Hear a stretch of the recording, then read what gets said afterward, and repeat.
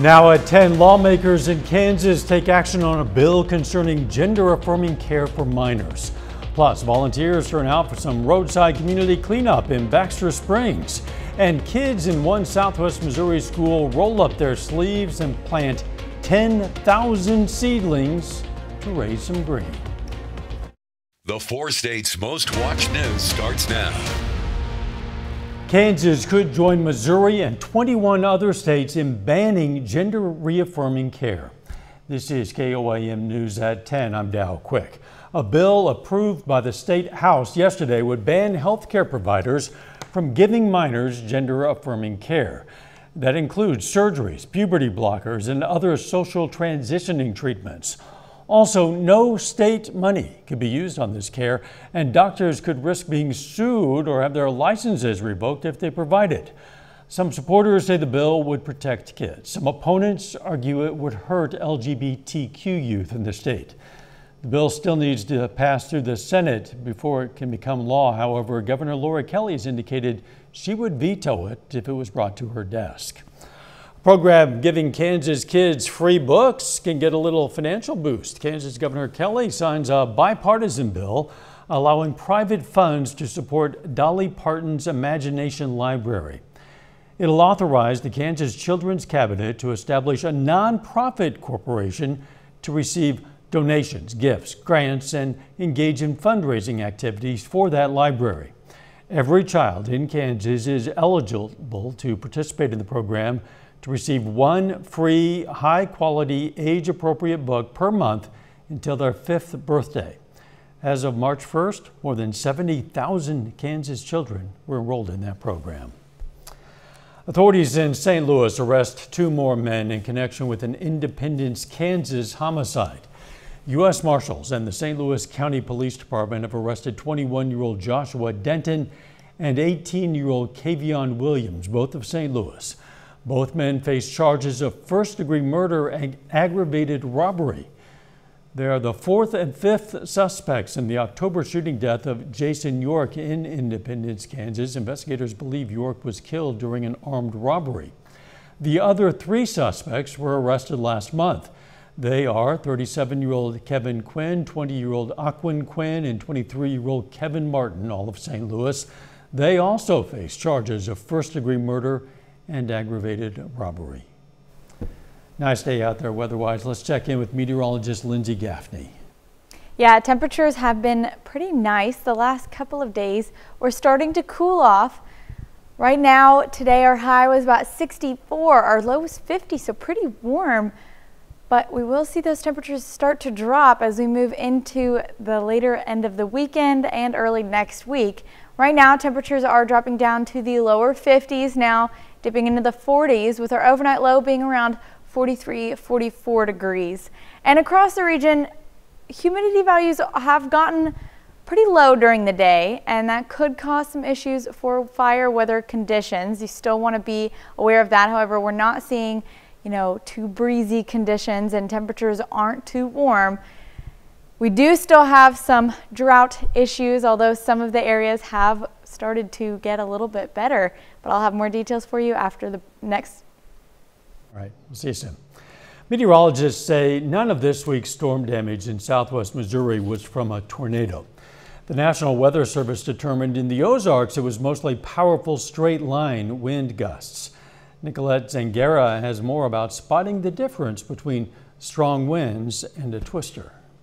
I thought we were getting hit by a tornado, to be honest with you. Reed Johnson, a salesman with Clear Creek Golf Car, was inside when the storm hit. He says the sky quickly turned green and he heard a loud crash on the roof. An awning bolted to the ground, toppled from the roof, leaving big holes. I thought the roof was getting torn apart, and all of a sudden all the water just starts pouring in, so I was a little panicking. Johnson says gallons of rainwater poured in while the staff rushed to an interior hallway to take shelter. Despite the damage here and across the Ozarks, meteorologists at the National Weather Service don't think there were any tornadoes. What we did see is a lot of trees going down in one direction, and that led us to conclude that most likely it was due to wind damage. That doesn't mean the storms weren't dangerous. In fact, Runnels estimates winds may have exceeded 70 miles an hour. Runnels urges everyone to take severe thunderstorm warnings as serious as tornado warnings, as the damage from yesterday speaks for itself. Anytime the National Weather Service issues a severe thunderstorm warning,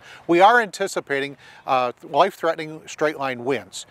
It's the best thing to do is go indoors as if it is a tornado. Stay away from windows, go to the central part of your house, let the storm go through, then go outside and figure out what kind of damage occurred. Johnson says he's thankful the damage wasn't worse. It feels pretty lucky, to be honest, and fortunately there were no customers really here, so there were no cars in the parking spots. If you're trying to determine if your damage is tornado or wind related, look at the direction the debris falls. If, say, trees or light poles are pointing in different directions, then there might have been a tornado or a funnel cloud. If everything falls in the same direction, higher chance it's straight line winds. Makes sense. Some folks in Baxter Springs, Kansas turned out today for a community cleanup on this nice day. Volunteers took advantage of the weather to pick up trash along the highway north of town. You might call it Baxter Springs cleaning. For volunteers and Baxter Springs residents, the day was a real labor of love. To have ongoing pride throughout our community, because this is a blessed community. Bagcraft donated trash bags and gloves for the event, and a city crew collected those bags and then to take them off to the dump. Students at Rocky Comfort Elementary in McDonald County, Missouri are working on their green thumbs. Anthony Saviello looks at their effort to plant thousands of seedlings and raise a little green.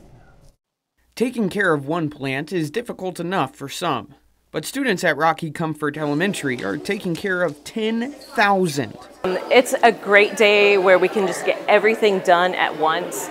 We order in 10,000 plants, and it takes a long time to plant 10,000 plants, but if we gear up for just one day, then everybody just works hard and works quick, and they do such an amazing job planting. It's a lot of work for 8th grader Jama Lynn. There's joy. I do enjoy it, yeah. It's a lot of fun. But it can be a challenge, especially working with younger students. It's kind of a struggle at sometimes because you get those kids that don't like to listen, but after a while it kind of just turns into helping kids understand that it's a lot of fun.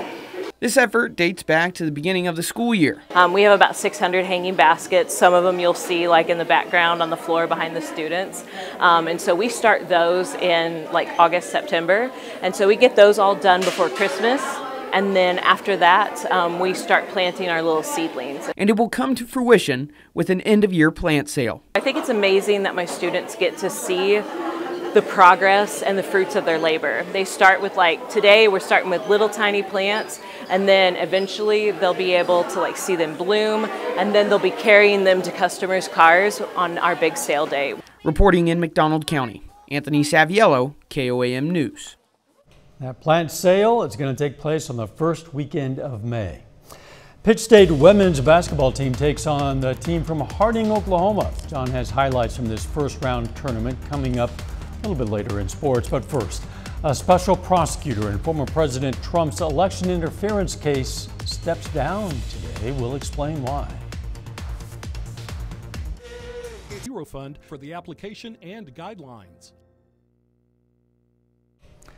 A special prosecutor in former President Trump's election interference case in Georgia has resigned. Nathan Wade had been romantically involved with the Fulton County District Attorney Fani Willis, and the judge overseeing the case ruled one of them had to go. Willie James Inman has the latest. The judge in former President Donald Trump's Georgia election interference trial ruled that either Fulton County District Attorney Fani Willis or Special Prosecutor Nathan Wade had to quit the case because the two had previously been involved in a romantic relationship. Hours later, Wade tendered his resignation. In a letter to Willis, he said he was exiting the case, quote, in the interest of democracy and dedication to the American public, and to move this case forward as quickly as possible. It means the case goes from almost impossible going to trial before November to actually impossible to go to trial before November. Former President Trump hailed the move on Truth Social, calling Wade a disgrace. Judge Scott McAfee did not find that the relationship amounted to a conflict of interest, but he did say the allegations created an appearance of impropriety. Let's think about finding a juror that's never heard of and doesn't have an impression of the former president. Now we have an additional layer, which is ensuring that the jury can look not at Fani Willis and what they think of her, and not at the former president and what they personally think of him, but on the specific facts alleged and the applicable law here.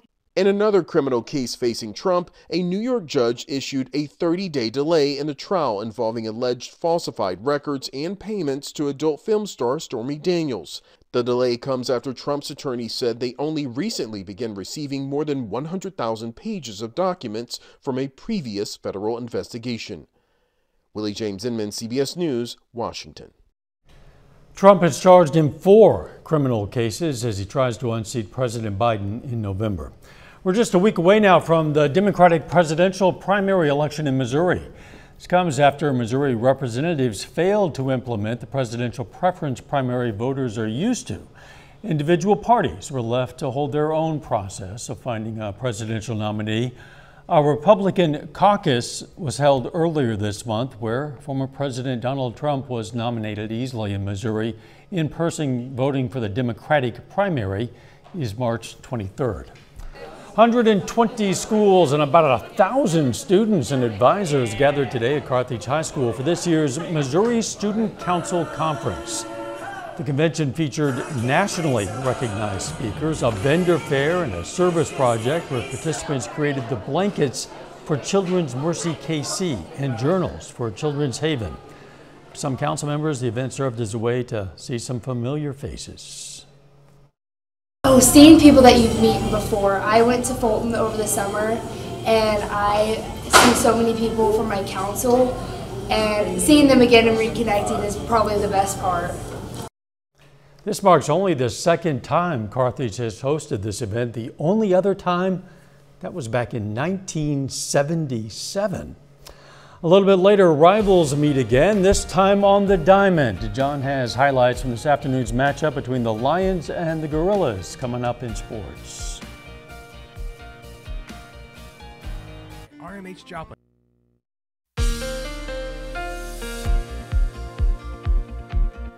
For the next couple of days, we will be cooling off just a bit as we get ready for our next chance of rain moving in midweek next week. Taking a look at our Indigo Sky Casino and Resort Cam, it's a pretty clear night out there. We don't see any more clouds for the next couple of days. Around Sundays when they'll start to roll back in, but it's pretty clear. We don't have any rain chances until midweek next week. It's going to be a pretty calm couple of days, and we can thank this cutoff low for that. We'll take a closer look and you can see what I'm talking about. So this is an upper level flow. This is what the atmosphere looks like at the very top. And we have a low pressure zone right here in Southern California and Arizona, and it's cut off from the upper level flow. So it's just gonna kind of sit there and rotate over Arizona for the next several days until it's able to kind of join back up with the rest of the flow. And we have a secondary low has formed up here, up in Canada, making its way through New York. And you can see it's all kind of rotating here while this low is just sitting there. So what a cutoff low does, it's stalled out.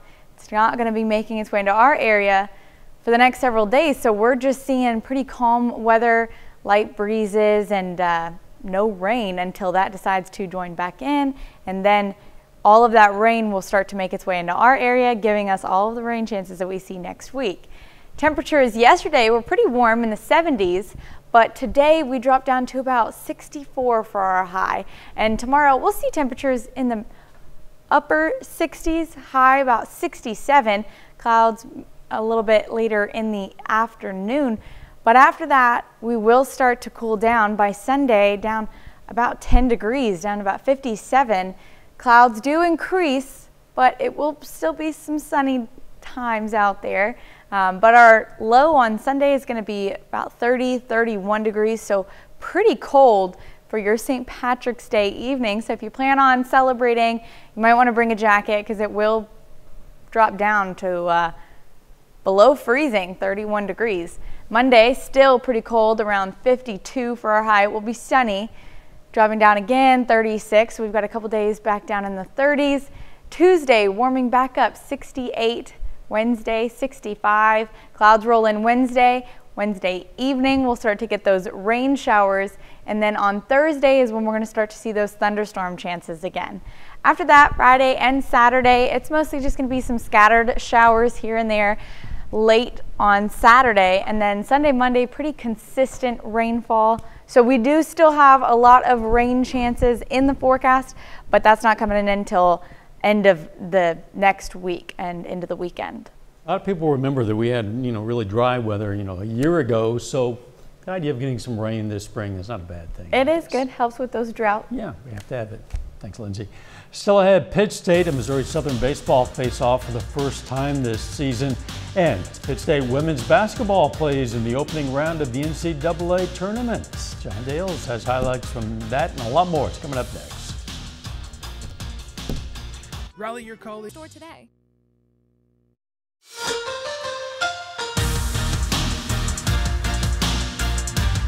Hey, and welcome into sports. I'm John Dales.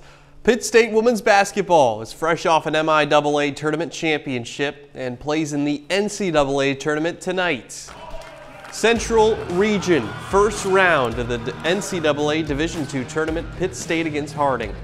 Opening quarter, Corinna Gerber goes right to work.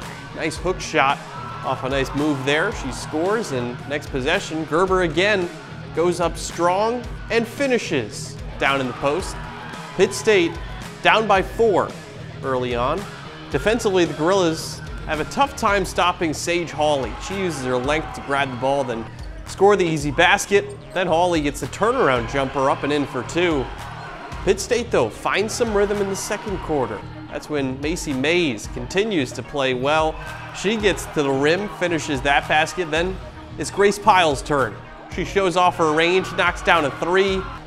Then look at this, Pyle puts her defender on skates and buries another 3. Harding, though, erases a 9-point fourth quarter deficit, hits a game-tying 3 with 7 seconds left in regulation, and Pitt State ends up losing in overtime, 82-74.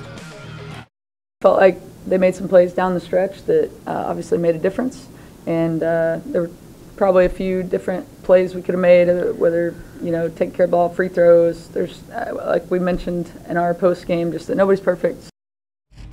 Well, over at the JUCO level, NEO men's basketball plays in the regional semis tonight against Murray State. And the Golden Norsemen win it 72-59. They advance to the regional championship game. That's against Connors State tomorrow at 4. Missouri Southern and Pittsburgh State baseball, both of them have hit the ground running to begin the season. Each of them entered today with a 7-game winning streak, and this afternoon the MIAA rivals meet in Pittsburgh. Pitt State baseball at home, starting a 3-game series against number 9 Missouri Southern. Pitchers duel in the early part of it. Gorilla starter Tanner Leslie with the strikeout in the first, then again in the second. Now to the third, Drew Davis goes down looking. And Lions starting pitcher Cole Gaiman just as locked in. First he gets Blake Mosley caught looking, then Cade Clemens goes down swinging. How about Dagan Brady getting frozen there in the third. The fourth, though, is where this one breaks open. 2 runners on. Ethan Clark with a single up the middle. That puts the Lions on the board. Later in the inning, Nate Miskowski singles to left. Another run comes in. It's 2-0 Lions. Still in the top of the fourth. Chayton Beck singles to right. Miskowski comes in to score. It's 4-0 Southern. How about one more? Drew Townsend bounces the ball to first. Gets away, and he slides in safely. Another run scores. 5-run fourth inning is the difference maker. Lions take down Pitt State 6-1. That's their 8th win in a row. Over to college softball. After splitting a doubleheader yesterday with Augustana, Missouri Southern goes 1-1 again today. Lions beat St. Cloud State 3-1 in their first game. Then, after holding a 4-0 lead against number 22 Concordia St. Paul, they actually end up dropping that one in extras. Meanwhile, Pittsburgh State softball also with a doubleheader at home in that same MIAA and SIC crossover. The 13th ranked Gorillas get a win in extras over Winona State in Game 1. Now to Game 2, Winona State starting strong again. In this one, Carly Angle Hart connects sends this ball to left center. The diving attempt for it doesn't get it. Gorillas trail 2-0. Mid-State trying to respond. Heather Arnett lays down the bunt. Called out on a bang-bang play at first. Little revenge though, because Hannah Burnett with the play at shortstop fires over to first. This time the Gorillas get the call.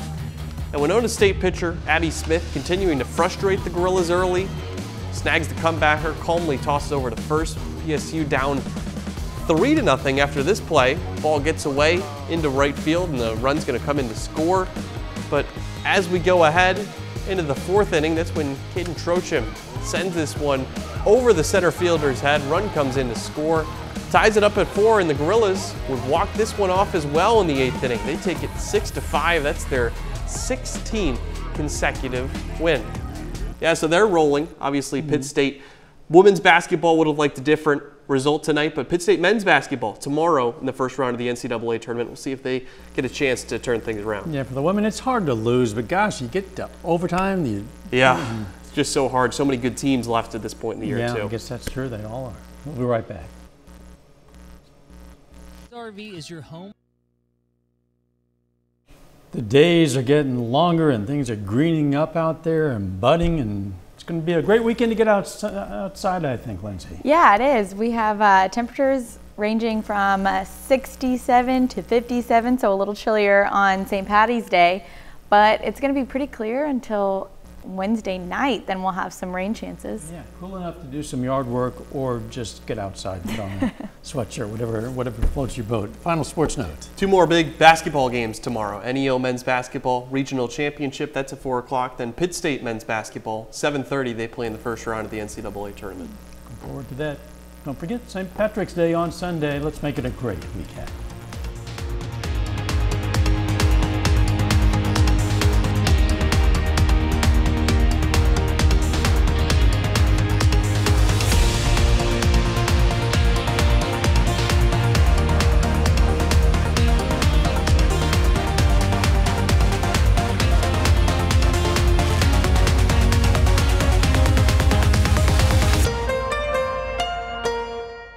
To you by